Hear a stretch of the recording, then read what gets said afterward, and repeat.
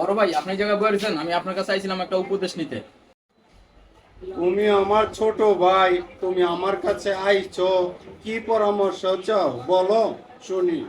ভাই, আমি চাইতাছি যে আমি 10 জনের মতন ধনী হইতে, মানে কি করলে আমি 10 জনের মতন ধনী হইতে পারবো, এরকম একটা উপদেশ দেন আপনি আমাকে। তুমি ধনী হতে চাও, তুমি পরিশ্রম করো, দিনকে দিন বলো না, রাতকে রাত বলো না, মা তার গাম পায়ে ফেলো, ধনী হয়ে যাবে। হ্যাঁ, ঠিক বলছেন বড় ভাই। এখন আমি এই সবগুলা কাজই ঠিক মতন করছি, করার পরে আমি যে ধনী হইছি এটা আমি বুঝবো কিভাবে?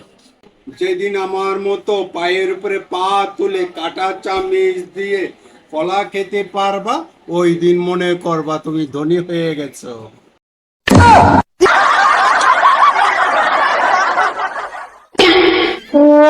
বড় ভাই, আপনি ঠিকই কইছেন না, কাটা চামিচটা কলা না খাইলে আমি স্মার্ট হইতাম না আর বড় লোক হইতাম না, তাই না?